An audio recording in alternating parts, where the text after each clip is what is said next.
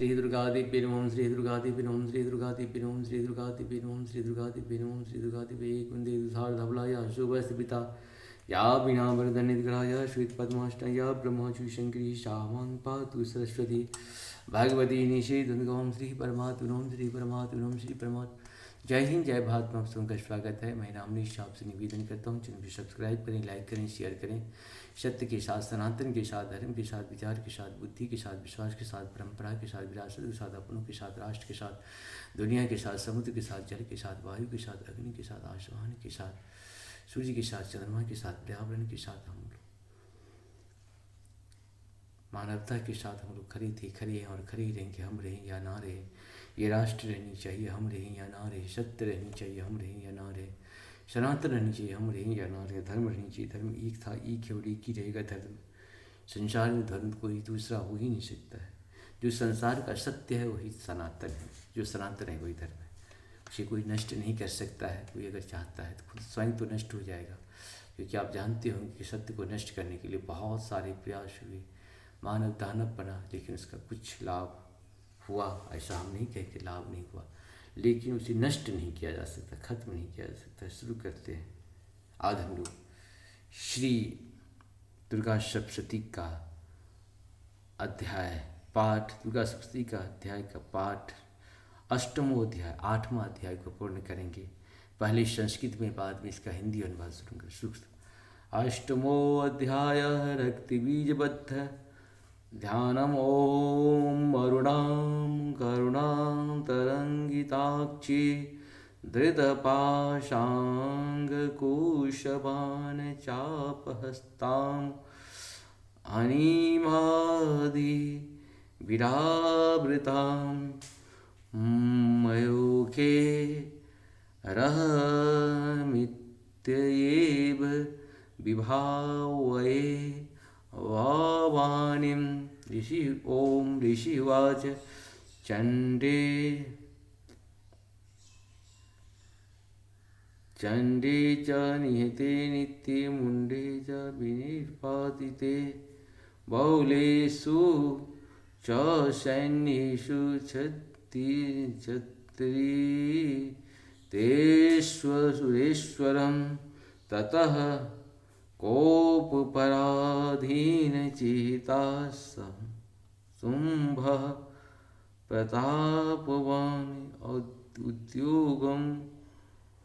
उद्योगं सर्वसैन्यान् दैत्यानामादिदेशवा अद्य सर्वबलैर्दैत्या षडशीतिरुदायुधा कम्बूनां चतुरशीतिर्जिनीयान्तु स्वबले वृता कोटिकोटिः प्रियाणि पञ्चाशद् सुराणां कुलानि वे शतं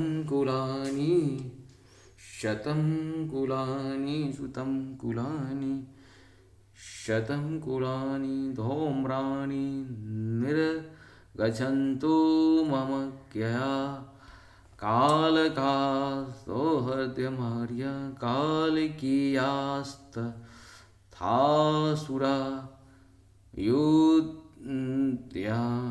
युध्याय सज्जा नृयान्तु आज्ञा त्वरिता मम इत्याज्ञाप्त्याशुरपदे शुम्भो भैरवशासनः निर्जगां महाशयनसहस्रैर्वहोर्विवृतः आयान्तं चण्डिका दृष्ट्वा तत्सैन्यमतिभीषणं यास्मिन् पूरयामांश धरणी गगननान्तरं ततः सिंहो महानाद मतीयकृतवान् निप घण्टा स्वनेन तन्मादम्बिका चोदबृहत् धनुर्जा हिंगघण्टारां नादापुरी तदीङ्गमुखा मीनादेर्भीषणोः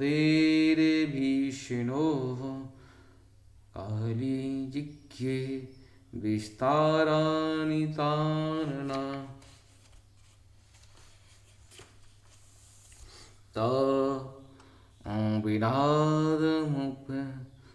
विनादमुपसृत्यादित्य सैन्यैश्चरतोर्दिशं देवी सिंहस्थ्या काली शरीरोज्ये परिवारिताः एतस्मिन्नन्तरे भूप विनाशाय शूर द्वेषां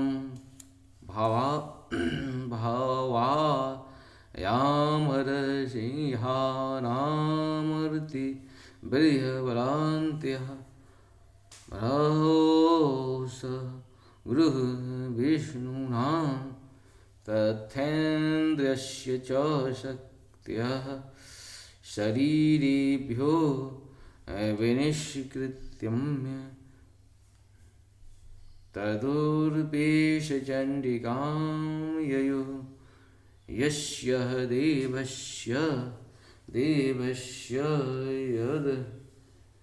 यद्रूपं यथा भूषण वाहनं तद्विदेव तत्तक्तश्री पुराणी योध्यमायां संयुक्त विमानाग्रे साक्षात्सूत्रकमण्डलम् आयातां ब्राह्मणाः शक्ति ब्राह्मणे शदीयते माहेश्वरी विषारूढ़ा त्रिशूलवरनधारिणीं महाहि बल्या प्राप्ते चन्द्ररेखा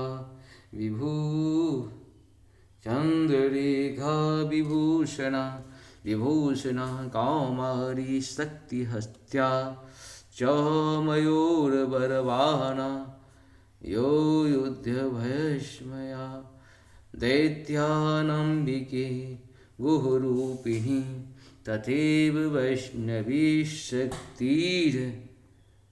शक्तिर्गर्य रोपरि संस्थिते चक्र शंख चक्र गदा संग गहस्ता मयूपाययो यज्ञवाराह मधुलं रूपं या बिभ्रतो हरे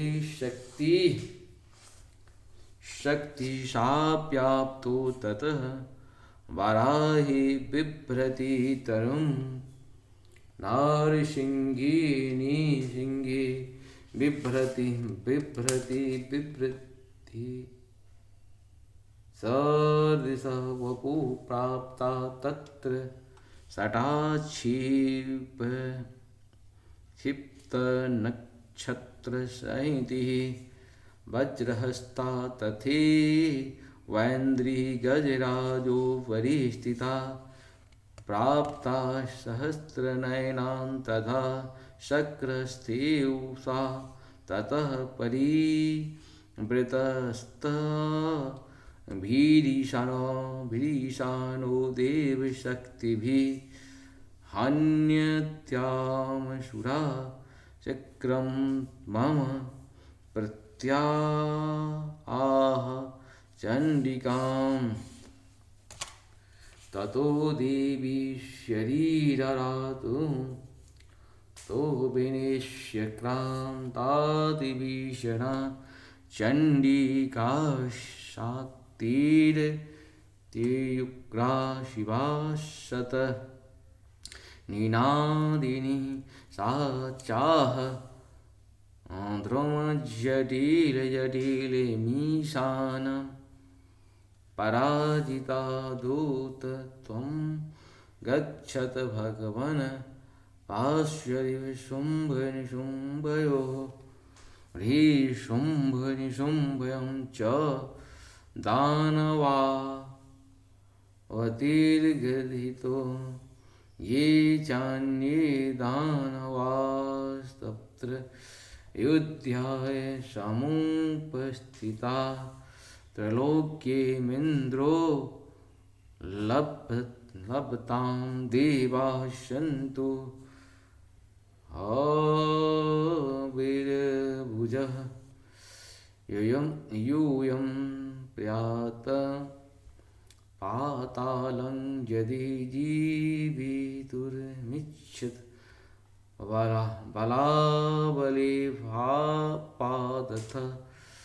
चेद्भवन्तो युद्धगाण्डिशिनः गदा गच्छत तुप्यन्तो मच्छिवां पिशीतेन वः यो यतो नियुक्तो द्रोत्रेण तथा दीप्यः शिवः स्वयं शिवदूतिति लोके अस्म्यस्ततः साक्षाति मागता ते अपि श्रुत्वा वचो दीप्या शर्वाख्यातं महाशूराः अमराशा पूरिता जङ्गमुर्यतत्र कात्यायनी स्थिता ततः प्रथममेवाग्रेसर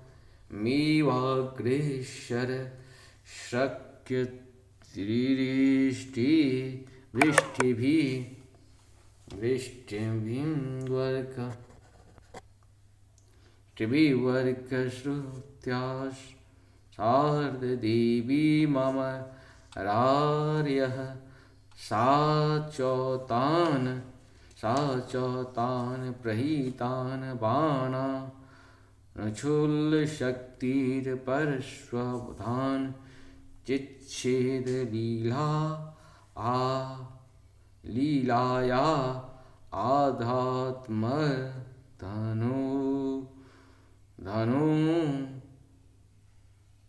धनुर्मुक्तिर्मेहेशुभिः तस्याग्रस्तथा काली शूलपात विदारितान् खट्वाङ्ग्यधोतिताश्च चारिणीः कुर्वती व्यचरत्तदा कमण्डललुज लाक्षेप्यत्रियान् हतेज्य ब्राह्मणी चाग्रोच्छत्रशून्येन येन स्म धावती माहेश्वरी त्रिशूलेन तथा चक्रेण वैष्णवी दैत्यानि दान कौमारी तथा शाक्या तानि गोपना इन्द्रिकुल सपातेन शतशो दैत्यदानवा पेदुरे विनिर्दार्तिता पृथिव्यां रुधिरोद प्रवर्षिणी तुंड प्रहार विध्वस्ता दृष्टा गच्छत वक्षसः भारामृत्या न्यापतश्च चक्रेण च विदारिता नखैर् विदारितांश्चान्यान् भक्ष्यन्ति महाशूरान् नारसिंही चाचाराज्यो नादा पूर्ण दिगंबरा चंडाटं शेरसुरा शिवतुत्य भीदूषिता पीतु प्रीतिभ्यां पतिताम् अस्तास्य खदाथ तदा इति मातुगना कृत्यं मर्दयन्तं महाशूरान्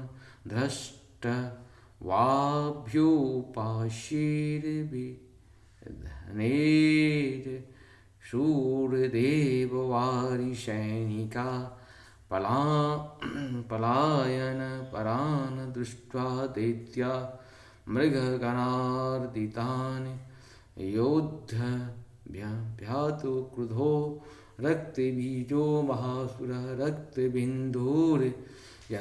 मूर्मोपतत्यस्ते शरीरतः समुत्पतितिः मेदिन्यां तत् प्रमाणास्थादासुरः यो युद्धे स गदापाणिरिन्द्रिशक्त्या महासुरः ततेश्चेन्द्रिष्वज्रेण रक्तबीजमताडत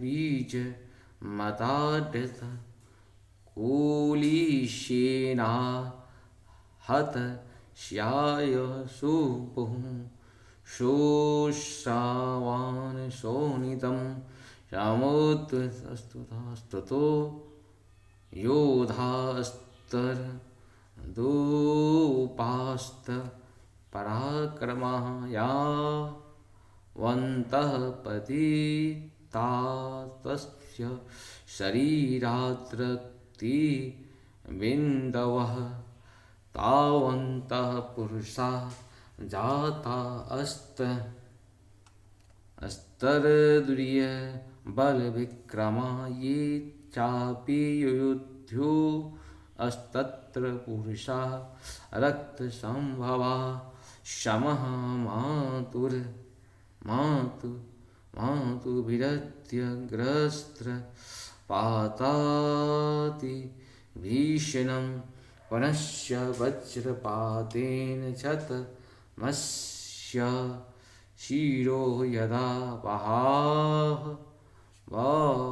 वाहरक्त पुरुषास्ततो जाताः सहस्रशः वैष्णवी शामरे चैनं चक्रेणाभिजधान सह गत्या ताडयामांसे ऐन्द्रिस्तं सुरेश्वरम् वैष्णवी चक्र विनश्य रुधिरस्था संभवे सहस्रशो जगद व्याप्तं तत प्रमाणेर महाशूरे शक्त्या जघान कौमारी वाराही च तथा शिना माहेश्वरी त्रिशूलेन रक्तबीजं महाशूरं स चापि गत्या दैत्या शर्वा एवाहनतः पृथक् कोपशमाविष्टो रक्तबीजो महाशूरः तस्य बहुधा शक्तिशूलादयो पताकयो मे रक्तदन्तो नास्ते सुरो सोऽसुरा तेश्चासुरा सिक्त्वा सम्य भूतेर्षुरे सकलं जगत् व्याप्तमासीत्ततो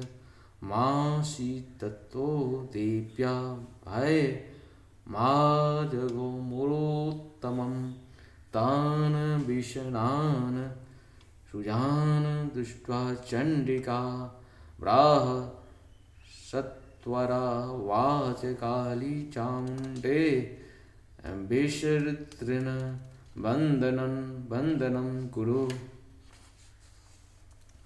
मक्षस्त्रपात शम्भूतानि रक्तबिन्दोदि आसुरान् रक्तबिन्दो प्रतिच्युतं क्वचिन्तिनेन वेगिनः भक्ष्यन्ति चरहरणो तदनुम्यान् महासुरान् एवमेच्छयं दैत्यः क्षीणरक्तो गमिष्यति भयमान अस्त्वत्या चोग्राण चो चिन्ति चापरे इत्युक्त्वा तां ततो देवी शूलेनाभिजघान तं मुखेन काली च गृहे रक्तबीजस्य शोणितं ततो आशाभा धानाथ गत्या तत्र चण्डिकां नो चास्या वेदनां चक्रे कदा पातोऽस्मि कामदे तस्या हत्या देहास्तु वहो शुभ्राशोणितं यतस्त्वास्ते द्विकनेन चामुण्डाशं प्रतिष्ठति मुखे समुद्गता सोऽस्या रक्तपातान् वासुरा तान् गच्छा चामुण्डा पपो तस्य च शोणितं देवी शूलेन वज्रेण वानेर शिभिर हरिशिष्टभिः जघान रक्तबीजं तं चामुण्डा पीतशोणितं स्वपातमहे पृष्ठे शस्त्रशाङ्गसमाहतः नीररक्तस्य महीपालरक्तबीजो महासुरः ततस्ते हरसामतुलमवापुस्त्रिदशानीपतिशां मातुर्गणोच्चातो अननर्तार्सिंह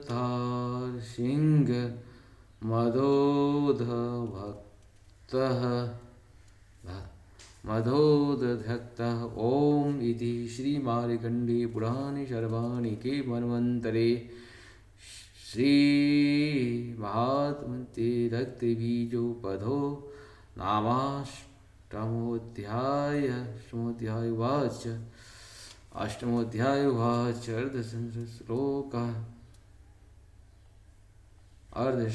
उजावाचीक अर्धश्लोका एक श्लोका 61 एवं 63 एवं आदितः 502। इस प्रकार से हम लोग का ये पूर्ण आप सबको सशक्त नमन है। अब हम लोग इसका हिंदी अनुवाद सुन लेते हैं। ओम नमो भगवते वासुदेवाय ओम नमो भगवते वासुदेवाय ओम नमो भगवते वासुदेवाय। अष्टमो अध्याय है और इसका हिंदी अनुवाद सुनेंगे। सुनते हैं अष्टमो अध्याय का।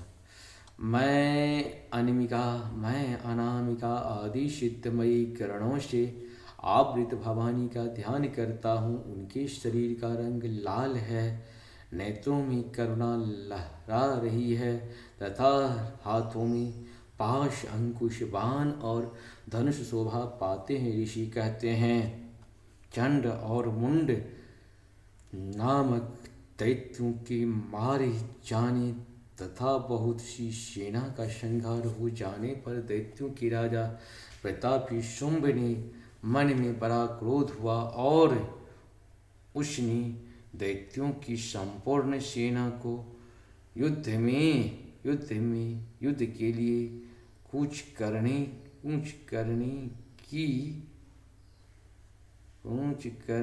की आज्ञा दी। वह बोला आज उदायुद्ध नामक 86 दैत्य सेनापति अपनी सेनाओं के साथ युद्ध के लिए प्रस्थान करें। कम्बु नाना वाले दैत्यों के 84 सेना नायक अपनी वाहिनी से घिरे हुए यात्रा करें। 50 कोटि प्रिय कुल के, कोटि बुरी कुल के, और 100 धावन कुल के असुर सेनापति मेरी आज्ञा से सेना सहित कूच करें। काल की दौहर्द मौर्य और काल ले असुर भी युद्ध के लिए तैयार हो। मेरी आज्ञा से तुरंत प्रस्थान करें। भयानक शासन करने वाले असुर राज शुंभ इस प्रकार आज्ञा दे सहस्त्रों बड़ी बड़ी सेनाओं की साथ युद्ध के लिए परिस्थिति पैसे हुआ।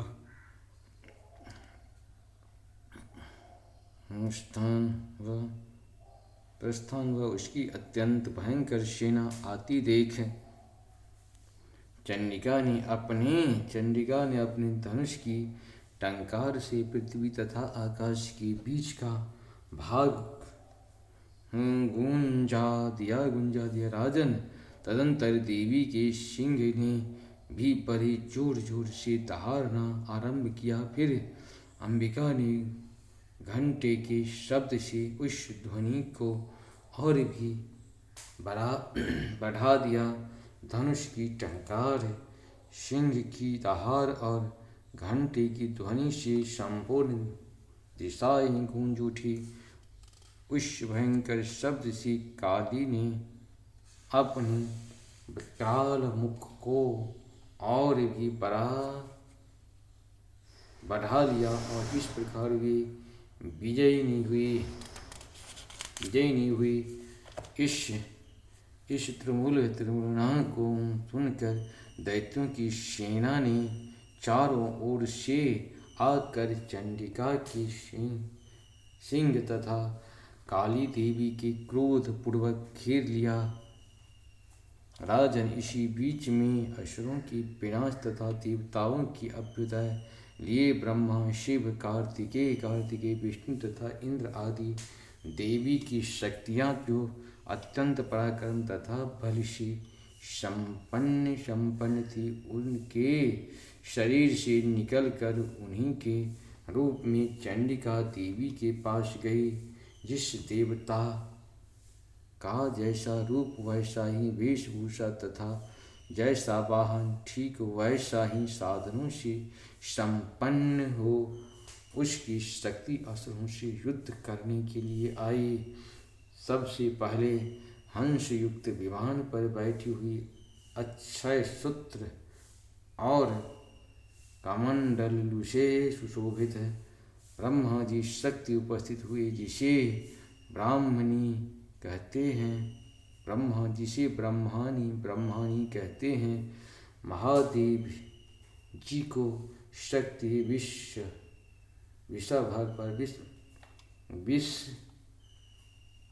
पर आरूढ़ हो, हाथों में श्रेष्ठ त्रिशूल धारण किए, महानाग का कंगन पहने, मस्तक में चंद्र रेखा से विभूषित हो वहाँ आ पहुँचे।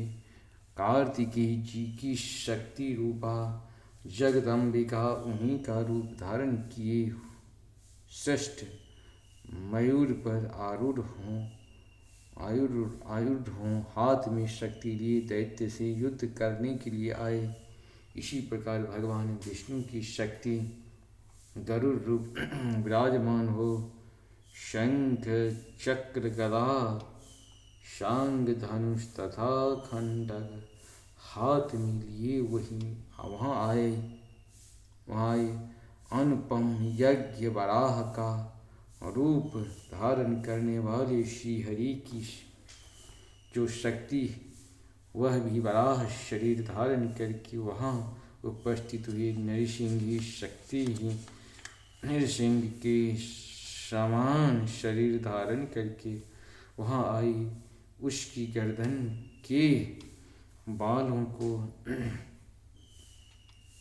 बालों के झटके से आकाश में तारे बिखरे पड़ते थे। इसी प्रकार इंद्र की शक्ति वज्र हाथ में लिए महाराज इरावत पर गजराज इरावत पर बैठकर आए। उसके भी सहस्त्र नेत्र थे। इंद्र का जैसा रूप है वैसा ही उसका भी था। तदंतर इन देवी शक्ति गिरी हुई महादेव जी ने चंद्रिका से कहा, मेरी प्रसन्नता के लिए मुझे शीघ्र ही उन असुरों का संहार करो, इन असुरों का संहार करो। तब देवी के शरीर से अत्यंत भयानक और परम उग्र चंडिका शक्ति प्रकट हुई, जो सैकड़ों गीदड़ियों की भांति आवाज करने वाली थी। इस अपराजिता देवी ने धूमिल जटा वाले महादेवी से कहा, भगवान आप शुंभ निशुंभ के पास दूत बनकर जाइए और उन अत्यंत गर्वीले दानव शुंभ और निशुंभ दोनों से कहिए, साथ ही उसके अतिरिक्त जो भी दानव युद्ध के लिए वहाँ उपस्थित हो उनकी भी वह संदेश दीजिए। दैत्य हैं, यह तुम जीवित रहना चाहते हो तो पाताल लोक लौट जाओ, इंद्र को त्रिलोकी का राज्य मिल जाए और देवता यज्ञ भाग का उपयोग करें। यदि बल के घमंड में आकर तुम युद्ध की अभिलाषा रखते हो तो आओ, मेरी सिवाएं योगिनियाँ तुम्हारे कच्चे मांस से तृप्त हैं। क्योंकि उस देवी ने भगवान शिव की दूती के कार्य में नियुक्त किया था, इसीलिए वह शिवदूती के नाम से संसार में विख्यात हुए महादैत्य भी भगवान शिव के मुँह से देवी के वचन सुनकर क्रोध में भर गए और जहाँ कात्यायनी विराजमान थी उस ओर बढ़े। तदंतर वे दैत्य आमरस में भरकर पहले से देवी के ऊपर बाण, शक्ति और वृष्टि आदि अस्त्रों की वृष्टि करने लगे। तब देवी ने भी खेल में ही धनुष की टंकार की ओर उससे छोड़े हुए बड़े हुए बाणों द्वारा दैत्यों के चलाए हुए बाण, शूल, शक्ति और फरसों को काट डाला। फिर काली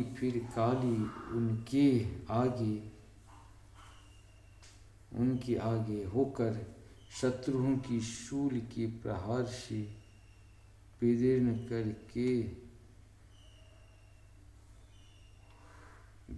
करने लगी और खटवांग से उनका कछुमल निकलती हुई रणभूमि में विचरने लगी।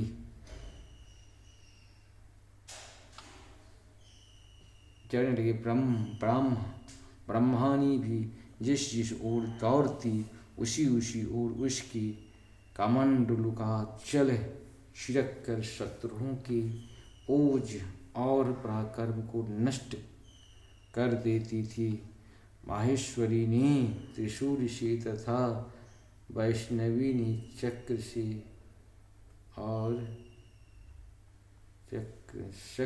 और अत्यंत क्रोध में भरी हुई कुमार कार्तिकेय की शक्ति से दैत्यों द्वारा संहार आरंभ किया।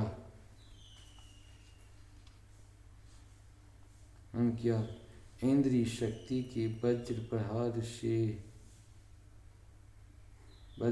से विदीर्ण हो सैकड़ों दैत्य दानव रक्त की धारा बहाते हुए पृथ्वी पर सो गए। पाराही शक्ति ने कितने को अपनी धुधुन की मार से नष्ट किया। दाढ़ों के अग्रभाग से कितनों को छाती छेद डाली तथा कितने ही दैत्य उसकी चक्र की चोट से विदीर्ण होकर गिर पड़े। नरसिंह भी दूसरे महाकात्यायों को अपने नखों से विदीर्ण करके खाती और सिंहनाद से निवास दिशाओं एवं आकाशों को गूंजती हुई युद्ध क्षेत्र में विचरने लगे। किंतु कितने ही असुर शिवदूती के प्रचंड अट्टहास से अत्यंत भयभीत हो पृथ्वी पर गिर पड़े और गिरने पर उन्हें शिवदूती ने उसी समय अपना ग्रास लिया। इस प्रकार क्रोध में भरे हुए मातृगणों को नाना प्रकार की उपायों से बड़े बड़े असुरों का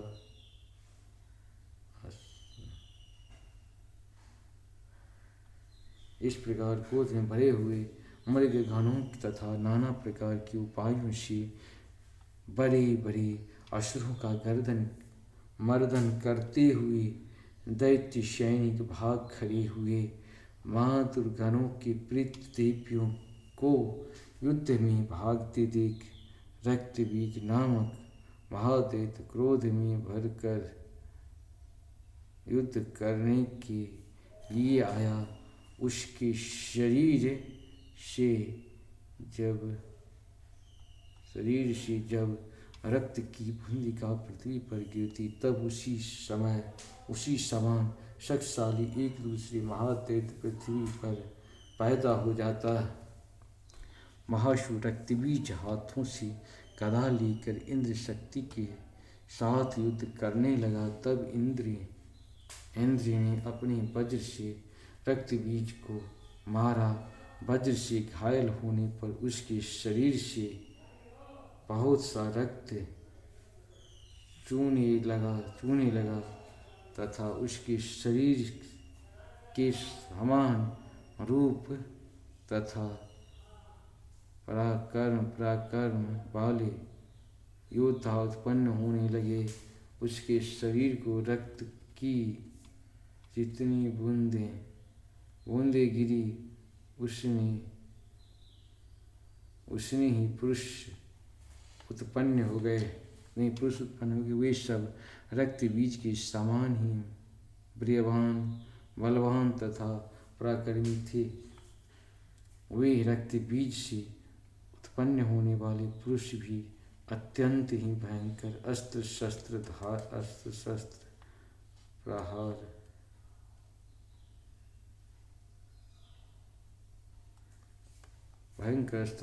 प्रहार करते हुए मातृगणों के साथ घोर युद्ध करने लगे।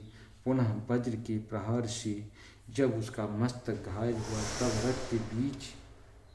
रक्त बहने लगा और उसके हजारों पुरुष उत्पन्न हो गए।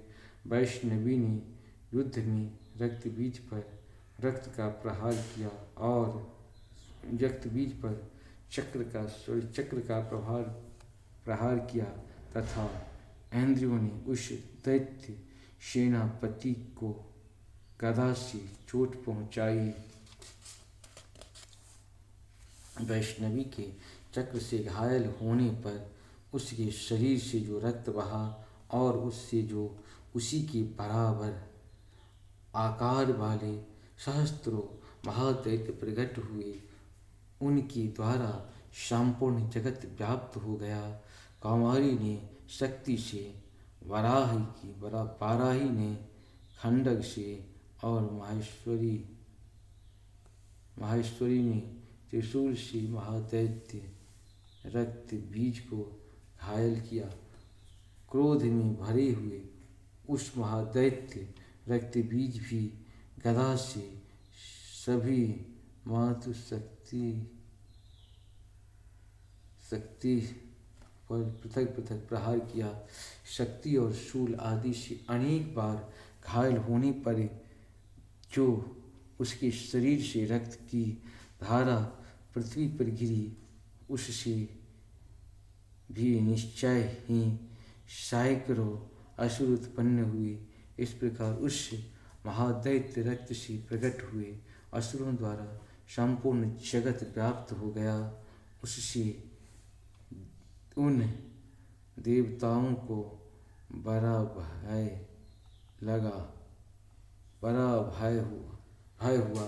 देवताओं को उदास देख चंडिका ने काली से शीघ्रतापूर्वक कहा, चामुंडे, तुम अपना मुख और भी फैलाओ तथा मेरी शस्त्रपात से गिरने वाले रक्त बिंदुओं और उससे उत्पन्न होने वाले महादैत्यों को तुम अपने उस उतावले मुख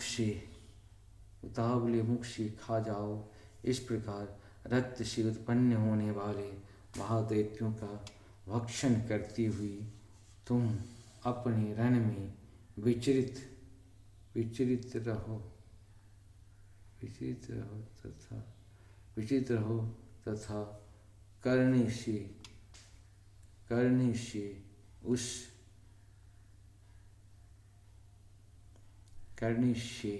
उस दैत्य का सारा रक्त क्षीण हो जाने पर वह स्वयं ही नष्ट हो जाएगा। उन भयंकर दैत्यों को जब तुम खा जाओगी तब दूसरे नए दैत्य उत्पन्न नहीं हो सकेंगे। काली से यूं कहकर चंडिका देवी ने शूल से रक्त बीज को मारा और काली ने अपने मुख से उसका रक्त